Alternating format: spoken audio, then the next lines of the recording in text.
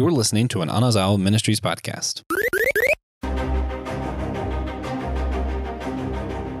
Why do we love gaming? Specifically, we're talking about video gaming, and today we're going to be talking about Pokemon, Shiny Pearl, Brilliant Diamond, and then Guardians of the Galaxy, the video game. It's going to be a fun time. This episode is going to be primarily for big geeks. We're not going to explain these games or anything about it. We're just going to assume you know what we're talking about. Hey everybody, welcome to Systematic Geekology. We are the priest to the geeks. And when I say that, when I say priest, we're not calling ourselves ordained. We just mean that we're going to be the mediators between geek culture and Christianity today. It's not a Trojan horse trap, anything like that. If you guys been around, we're just some geeky people who like to talk about geeky things. All right. Yeah. If you like what we do here, make sure you go support us on Patreon. There are a lot of cool rewards over there, most of which I'm not involved with. But if you pay us like $50 a month, we're going to start having D&D sessions for Systematic Geekology. Awesome. So come check that out. You could listen for less than that. That's just if you want to be a part of it. Mm-hmm. Mm-hmm. Yeah, there's a bunch of different tiers, stuff you can look into. Yeah, should be a good time. Yeah, it's definitely worth just giving TJ all of your money all of the time. Not even with Systematic Geekology, just Cash App them. We'll drop it in the notes. It's true. I am Joshua. It's always true. I am a fourth-year biblical studies student at North Greenville University, and I just traded Pokemon with TJ on our Switches online so that I could finally get my first Machamp. It's something I've been wanting since Pokemon Red came out and Black and White on the original Game Boy. So I'm pretty excited about that. All right. I am TJ Blackwell. I am on Systematic Geekology as a host. That's me, really. And I've gotten really into Star Wars The Old Republic recently, just because I have a stable internet connection now and I can finally play MMORPGs. So it's a good time. Nice. And I'm Dan Stoyer. I'm a home health physical therapist assistant, which just means I go into people's homes and we have exercise parties and get better and get more mobile. And for me, I've just been excited this past week because they released the Sonic the Hedgehog 2 trailer, and then they released Sonic Frontiers. So me as a big Sonic fan, I just don't know what to think. I want to think positive, but with Sonic, you really never know until it comes out. That's true, man. I heard a lot of good. I still need to see that first movie though. I hear a lot of good stuff. It's good. It's cheesy. It's dumb, but it's great. Yeah. I didn't watch that trailer, but I saw the screenshots of Knuckles, catching Sonic. Cool. So, yeah, this is just unpopular opinion. I thought the Ratchet and Clank video game movie was also really good, but I think I'm one of the few people who bothered to watch it. So I've actually that might be why it's an unpopular opinion. I've never even heard of it. Out? That's a great question. Like 6 years ago or something. I don't know. Man, I own it though. It's good. There you go. Stuff. But anyway, it's time for today's subject. So, why did we need remakes for Pokemon Diamond and Pearl? I mean, I personally, that's actually, I stopped playing the Pokemon games right before Diamond and Pearl came out because I had it in my head that I was too old for Pokemon. And then once you got into college and you kind of, you mature to a level where you're like, wait a minute, you don't get too old for stuff. You just like what you like. Then I started playing again, but I never went back and played Diamond and Pearl. So this remake was just a good opportunity for me to kind of fill in some of the gaps in my Pokemon history. So I'm enjoying it for that reason. Right. But I really think TJ is the person you should be asking that, TJ. Yeah. Well, TJ, why did we need her? So Nintendo does this thing where they just produce one run of their games. So the supply becomes limited pretty fast. And then, if you wanted to pick up a copy of Pokemon Diamond and Pearl without breaking the law, if you wanted to play the games, you would have to spend about $90 to get the game just from a secondhand retailer. So I'm never going to complain when, Nintendo releases new Pokemon remakes. And also, Gen 4, Diamond and Pearl are just incredible Pokemon games that deserved to be remade. And, I like them. Most people like those generations. I'm really excited for the next one, though. Yeah. Didn't they remake like a lot of the ones before it too? Like they did a lot of remakes of Red and Blue, right? Yeah. Yeah. Yeah. Red and Blue have 2 each. Every generation has at least 1 now, up to 4, because they're just doing them in order. So this was the first one this was the last one to get a remake? They're doing them in order. So 1, okay. 2, 3, and 4 now have remakes. Okay. Sweet. Yeah. And what's interesting for me is having like played through like Gen 1 through 3 and seeing like a lot of the Pokemon that I was familiar with as a kid. And then all of a sudden when I picked stuff back up, I feel like I missed this. I might have missed Gen 5 too. But by the time I picked back up like Black and White or something, it's like all different Pokemon all together. So having this where it's like a little bit of the old and a little bit of the new, I'm like, okay, this is making me feel a little bit more comfortable with what's going on in the Pokemon universe today. Well, Gen 5 was unique because it's the only generation that's done that, where in Black and White, they were like, we have 118 new Pokemon. You're only going to be able to play with those 118 until you beat the Elite Four. And I loved that, but this episode is not about talking about Pokemon Black and White. But I could definitely do that for an episode. See, I feel like it was just a shock for me because I was like, I don't know any of these people. I don't know who to choose. I don't know who to catch. It bothered me. Oh no, it's great game design. Oh my goodness! So yeah, it's just interesting with remakes because I don't know me. I like playing video games myself, and we always like scream for originality. And when the original content comes out, it doesn't sell well. At least that's what the statistics show. Like, I always love this statistic. I think Super Mario Brothers has like 25, 30 million copies sold. Like, it's a lot. And then Super Mario Galaxy came out. Like, you could go upside down on planets. You could fly in space. It was super cool. It sold 5 million copies. And then they said, oh, that was from a game from the 80s with Super Mario Brothers. So obviously it's going to sell more. But they released for the Wii Super Mario Brothers, and they released the 2D format, and that sold 25 million in about a year. So people love their nostalgia. They sure, I know I do. But it's just amazing how people will hold on to that and have remakes from even 10 years from now of games that were remade already. So to me, that's just fascinating. People are just afraid of Super Mario Galaxy, but it is probably like it's top 3 Mario games. Oh, it's so Easily. creative. I love it. But so what do we like about the Pokemon, Brilliant Diamond, Shining Pearl, Josh? Because I know you've been playing it. I don't know if you've been playing it, Dan. I already said. I like that it has some of the old with some of the new. Mm-hmm. That's it. Bridge the gap for me. It's fun. It's the same as like most other Pokemons for me. I mean, you get to catch them, you get to train them, you raise these creatures up. They have I don't know if this was in the previous generation or not, but where they have like kind of like likability, where you can do stuff that like better foster your relationship with your Pokemon, and that actually plays a part. I thought that's kind of cool. Yeah. So and obviously I love evolutions. That's always been my favorite part of Pokemon, is just to watch them like evolve, and I'm like, oh, that's so cool.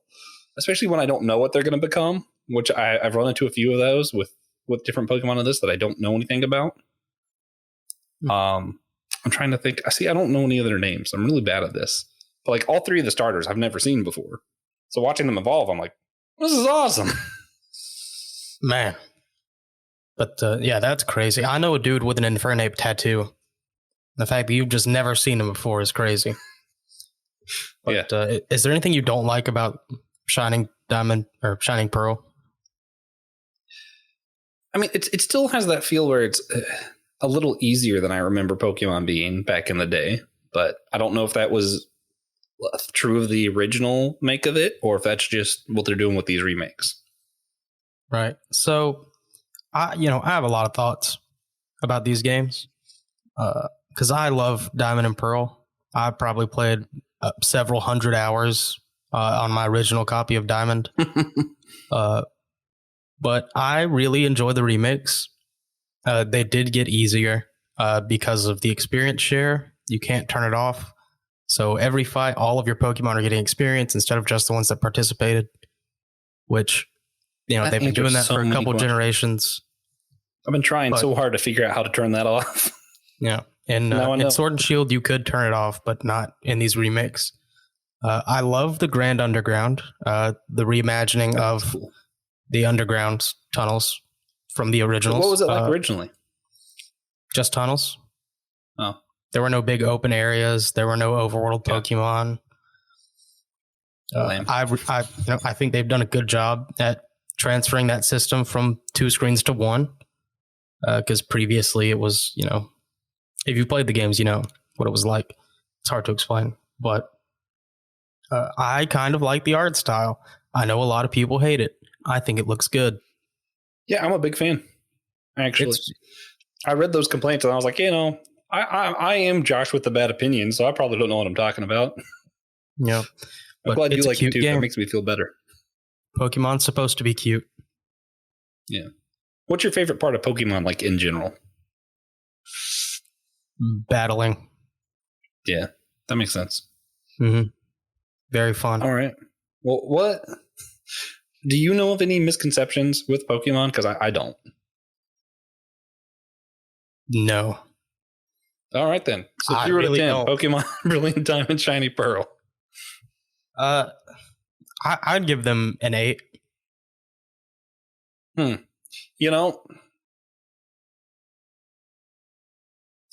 Okay, I had to think for a while. This almost became my first 10 that I gave anything on during our podcast. I'm going to give it a 9 simply because it's just slightly too easy for me. It's really the only problem I have. Yeah. Otherwise, I could just play this forever. And I've gotten to a point where it's really hard for me to maintain my attention long enough to play a game. But man, this is fun. Pokemon's just so much fun. Yeah. If they had changed it to where you could battle from the beginning with your friends, but set your Pokemon's levels to 50, like you can in some other games, I probably would have given it a 9. Oh, I might have given it a 10 for that too, because we would have been playing it all the time. The fact that you're 10 levels ahead of me makes it a lot harder. Yeah, it does. Yeah. Very easy battles. Not fun for me. But anyway, so why did they make a Guardians of the Galaxy game not based off of the movies? I find it really interesting. I think that Square Enix just originally had an idea and they were like, hey, let's just do this, which is usually when games are better, other than when like a company's like, hey, we want this game to be made for our movie, so you better do it. Then it turns bad. Like when they're making it because they have to, the games are never good. But when they make it because they actually had an original idea and they're just pursuing that idea, that's when you get stuff like this that's just actually phenomenal. I like that in the game. To me, it felt like everything was like somewhere in its own universe that's like in between the movies and comics. Where like if you watch the movies, you recognize some stuff. If you read the comics, you recognize some stuff. But none of it seemed like it was strictly following either of those worlds. Dan, what did you think about that? I totally agree with you because I remember playing games as a kid when it was based off the movie, and 9 out of 10 times they were just horrible. With the exception of Spider-Man. Yeah, Spider-Man 2. But I played Spider-Man 1 and I liked it as a kid, but now I look back at it and I'm like, oh. I like Spider-Man 2 is still good though. Yeah. I like the first Spider-Man for exclusively one reason though. On, was it PlayStation 2? You could play as Green Goblin. That was it. That was the only reason. I was like, I just play as Green Goblin for hours. This is great. Just make the little razor bats and watch them go get them. And as good as those games were, they weren't even the best Spider-Man games at the time. That's true. Spider-Man's always had great games. Yeah.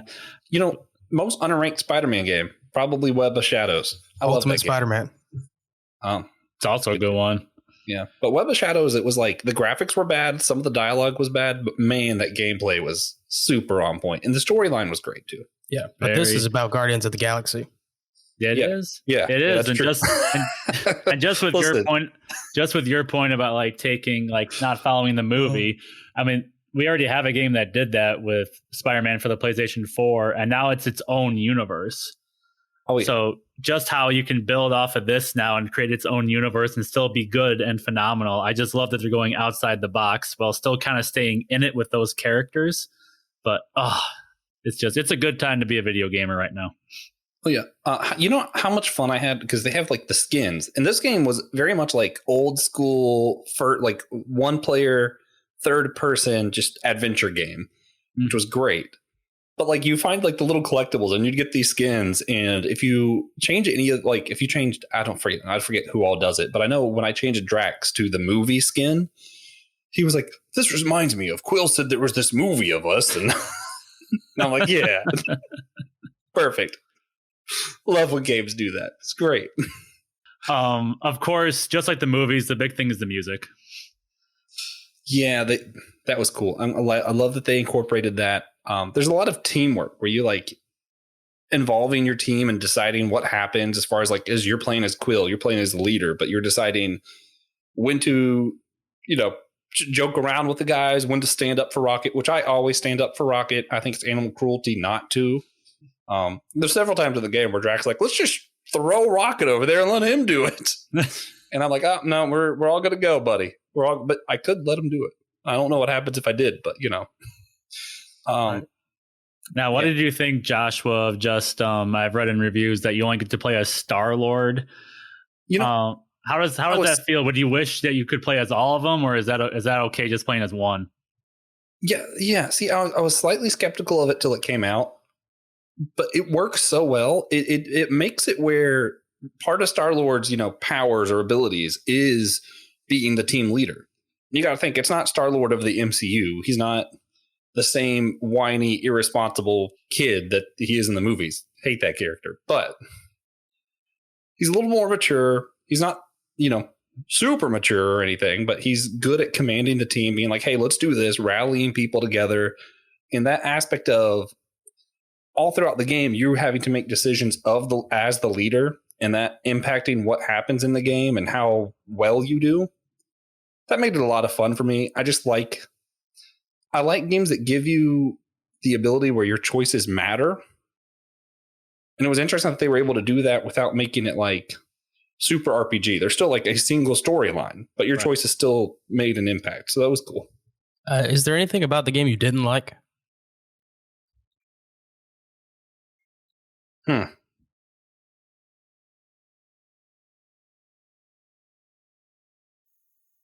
No, I don't think there's a single thing I did not like about this game.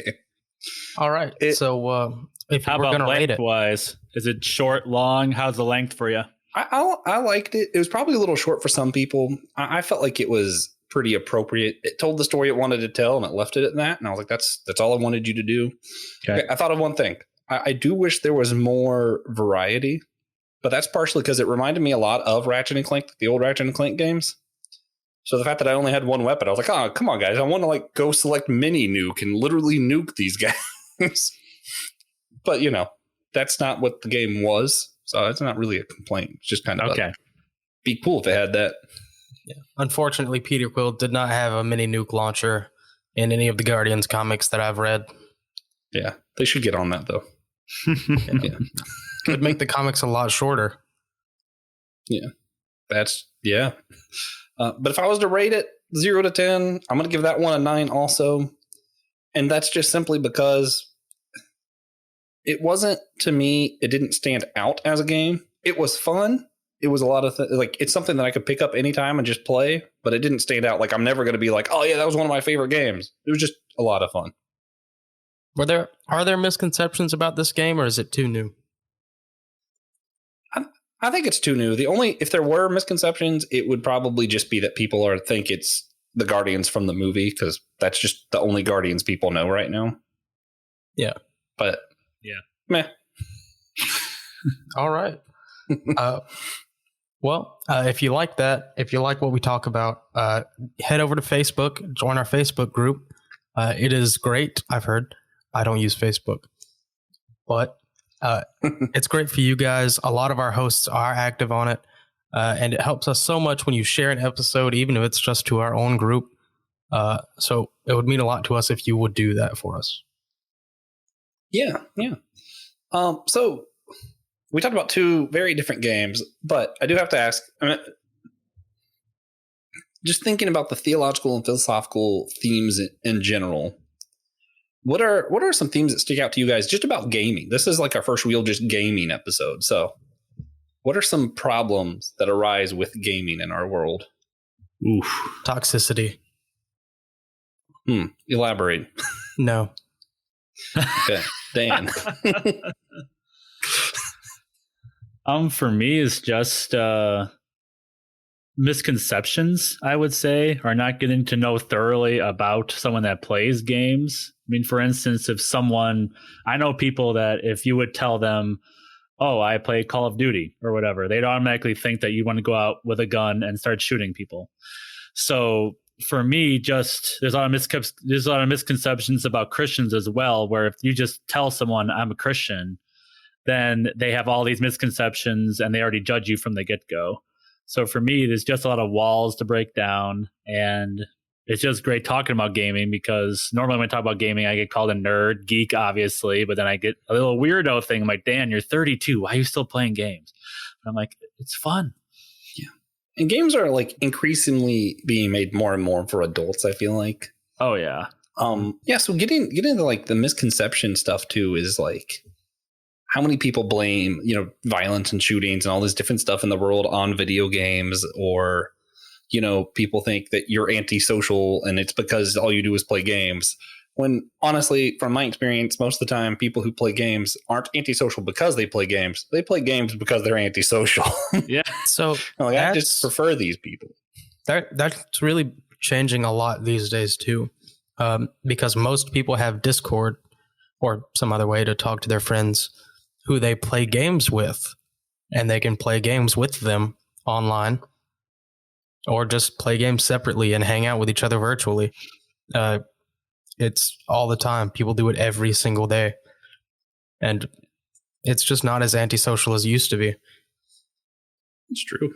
And in fact, a lot of my favorite games are like the social ones. I love playing Smash Bros with a big group of people, doing like a tourney or just having everybody on at once, or whatever. I enjoy all that. Yeah, I love filling up my living room with people and playing them all one-on-one in Smash Bros. Because he wins. That's why he loves doing that.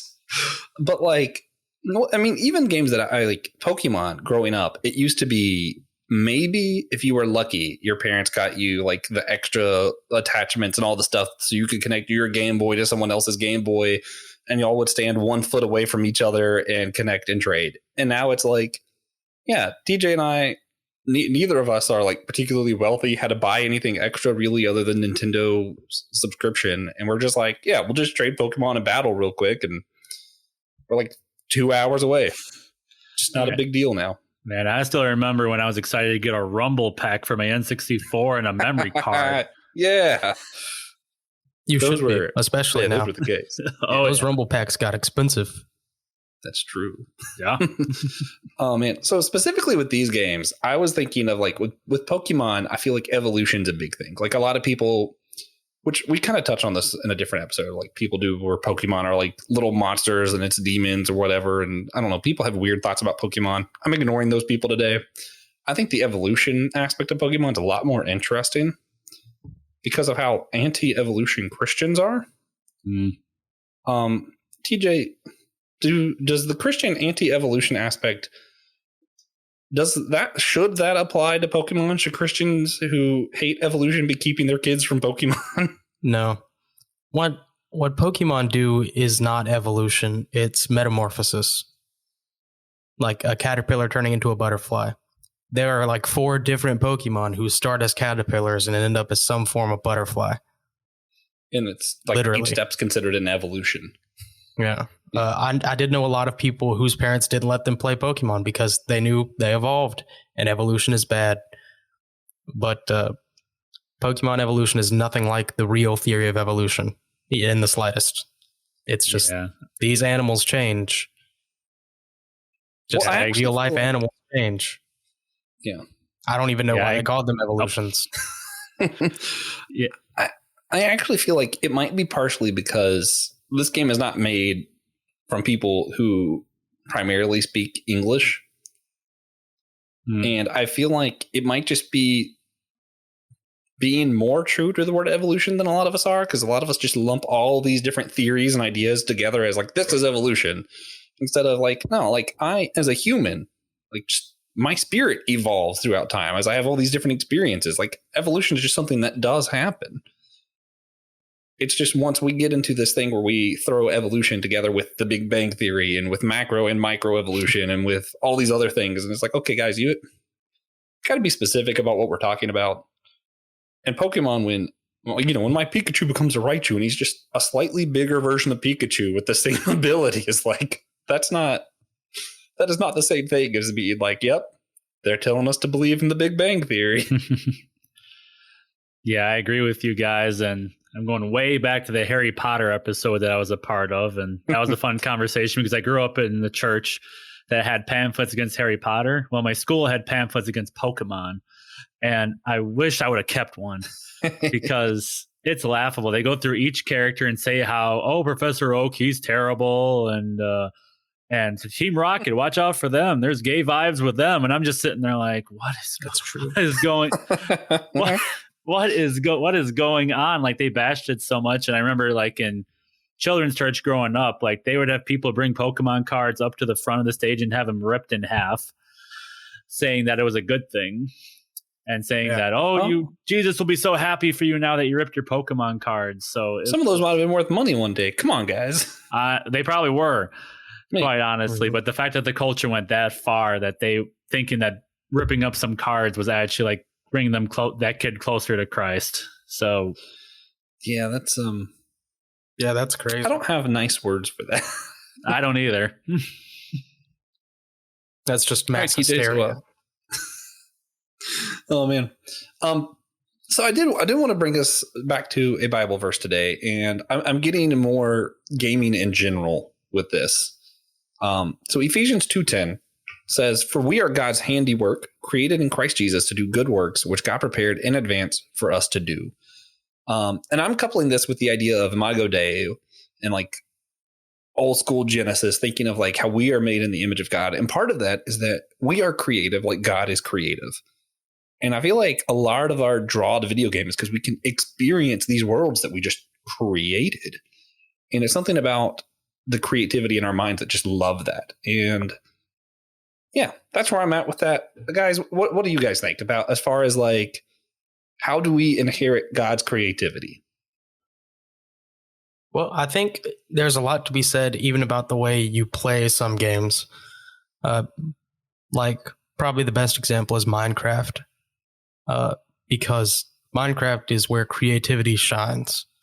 You can do so much, and I can do so little, but some people can do so much in Minecraft. It is genuinely amazing. It seems like a completely different game. There are people who can create computers in Minecraft with in-game components. And there are games where what you do is create computers. That's not what I'm talking about. If you've played, you're familiar with like redstone circuits. It's very simple circuit system. You're supposed to be able to use it to like build automatic doors and stuff.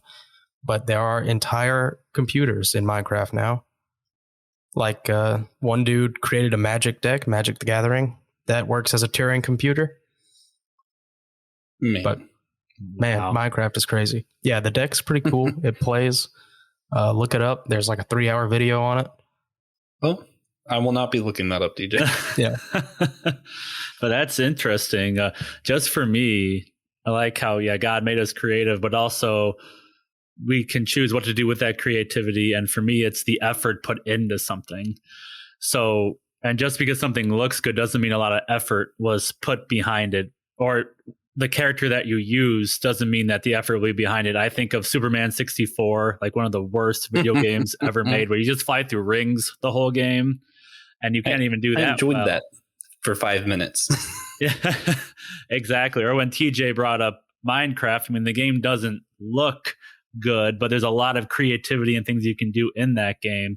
And for me, that was a game like Stardew Valley, where it's just simply you go, you build a farm, you mine, just very simple tasks, yet you have so much fun and so much creativity that you can do in your farm build as well as what you can do in the village. So, and it just reminds us that God gives us the tools, but it depends on us how we use them. And we can go one of two ways with that, obviously. Oh yeah, I in Smash Bros. Brawl specifically, where you can build your own levels. I would make like these like elaborate traps, and the whole level would just be this long, elaborate trap. I'd be like, "Come on, guys, let's all go over to my place and play Smash Bros." And like one was literally just like a falling block and then a spike, and that's it. That was the whole. We're all just fighting on this falling block and spike. Nice. Yeah, it was great, but that shows how great my creativity is. Not great. I It's exclusively just want to trap people. It's so true.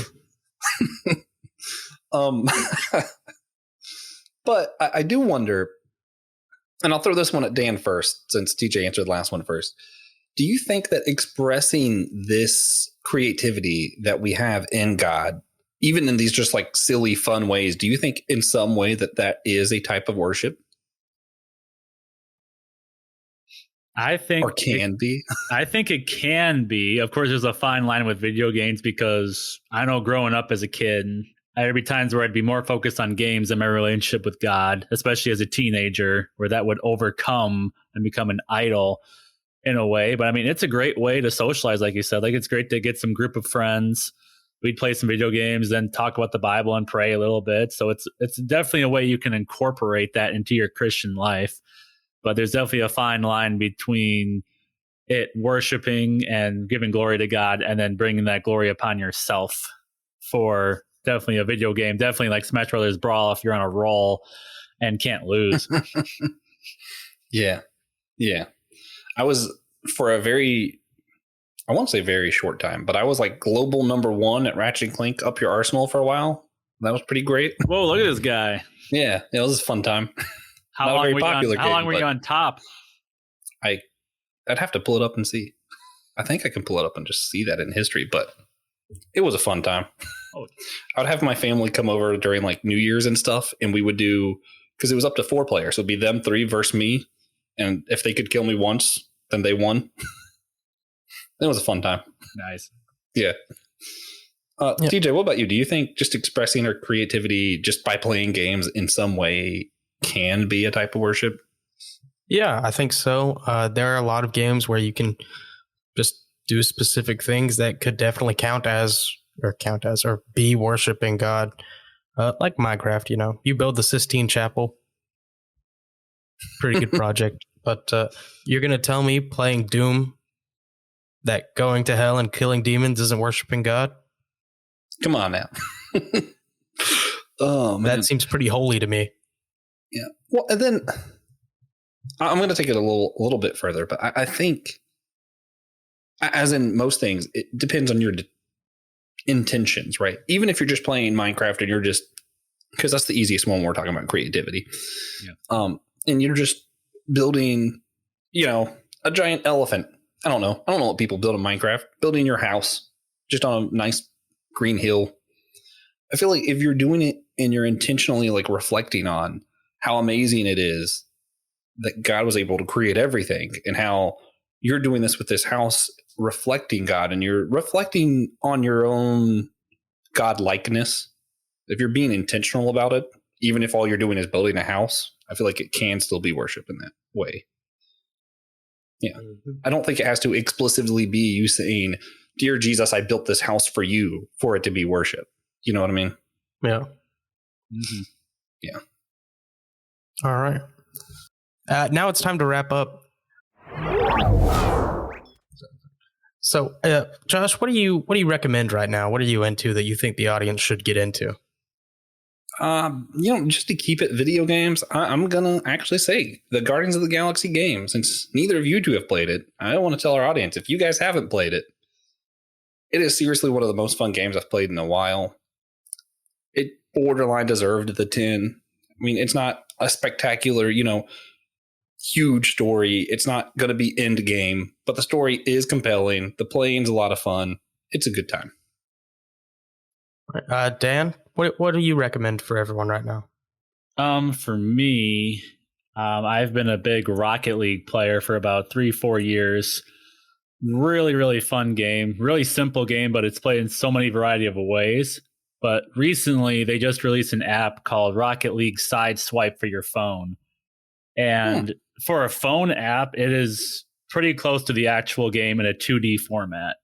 So it's free. It's great. You get a bunch of free stuff once you log in, and it's a lot of fun. And you pretty much only have to wait 15, 30 seconds for a match, and the matches take about 2 minutes. So really fun, really easy, and right on your phone, Apple or Android.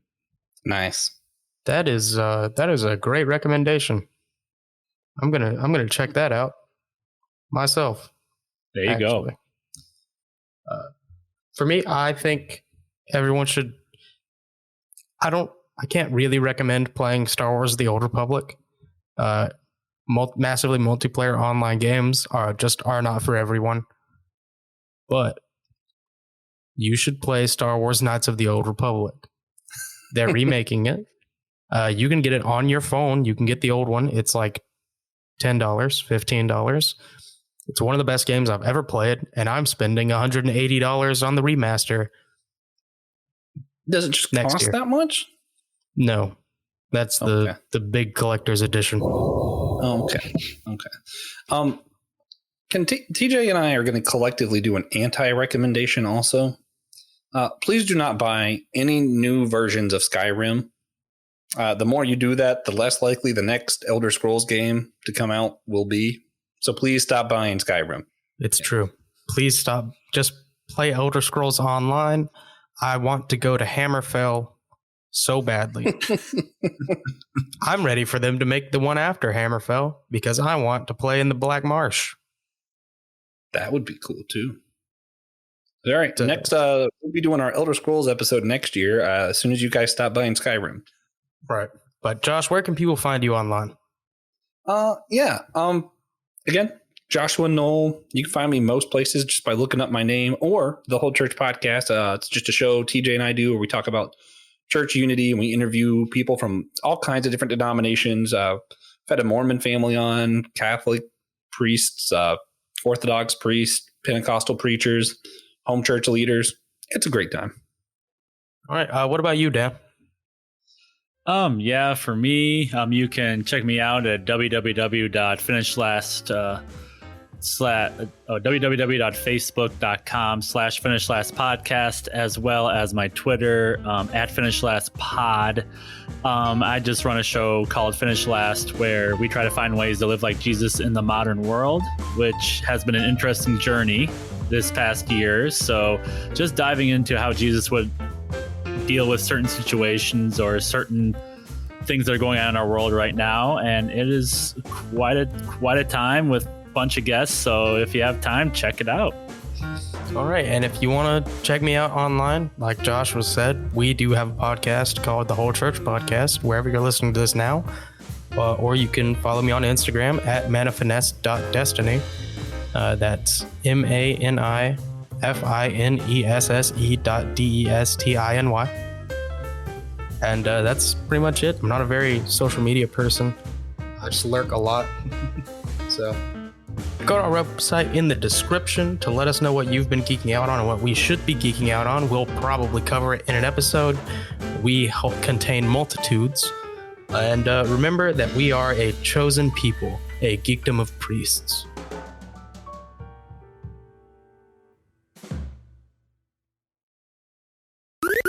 This was an Anazao Ministries podcast. If you enjoyed this show and would like to learn more about our network, be sure to check out the Anazao Ministries Podcast Network.